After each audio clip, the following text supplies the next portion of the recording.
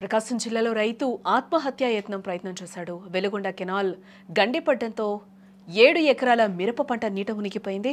పొలమంతా బండరాళ్ల మేటగా ఏర్పడిపోయింది. అధికారులు పట్టించుకోలేదని ఆ రైతు ఆవేదన వ్యక్తం చేశాడు. పొలంలోనే పురుగుల మందు తాగాడు ఆ రైతు. టీడీపీ ఇన్ఛార్జ్ ఎరిక్సన్ బాబు పరామర్శించడం జరిగింది. నిన్నటి తుఫాన్ దెబ్బకు రాష్ట్రంలో వాగులు వంకలు నిండిపోయాయి.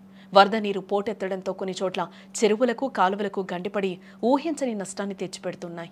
కొన్ని ప్రాంతాల్లో వందల ఎకరాల పంట నీట మునిగితే మరికొన్ని చోట్ల పొలాల్లో మట్టి ఇసుక మేటలు వేసి రైతన్నను నిలువునా ముంచుతున్నాయి. కష్టపడి పండించిన పంట కళ్ల ముందే నాశనం కావడంతో అన్నదాతలు తీవ్ర మనోవేదనకు గురై ఆత్మహత్యలకు పాల్పడుతూ ఉన్నారు. సరిగ్గా అలాంటి ఘటనే ప్రకాశం జిల్లాలో కూడా చోటు చేసుకున్నట్లుగా తెలుస్తోంది.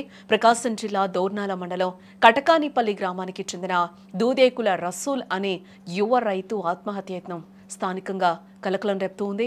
కొద్ది రోజుల క్రితం కురిసిన భారీ వర్షాలు తుఫాను కారణంగా వెలుగొండ ప్రాజెక్టు ఫీడర్ కెనాల్కు గండిపడింది. ఫలితంగా కాలువ పక్కనే ఉన్న రసూల్ పొలంలోకి వరద నీరు పోటెత్తింది.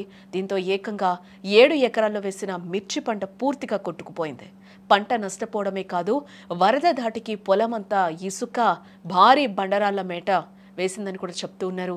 ఊహించని నష్టానికి యువ రైతు రసూల్ సమస్యను అధికారుల దృష్టికి తీసుకెళ్లినా ఎవరూ పట్టించుకోలేదు అని ఆయన ఆవేదన వ్యక్తం చేస్తూ కూడా తన పొలంలోనే పురుగుల మందు తాగి ఆత్మహత్య ప్రయత్నం చేశాడు.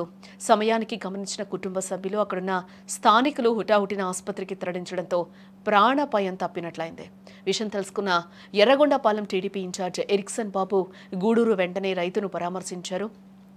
ప్రభుత్వం తక్షణమే స్పందించి రైతుకు న్యాయం చేయాలని, ఆ 7 ఎకరాల పొలంలో పేరుకుపోయిన బండరాళ్లను తొలగించి మళ్లీ సాగు యోగ్యంగా మార్చాలంటూ కూడా డిమాండ్ చేశారు.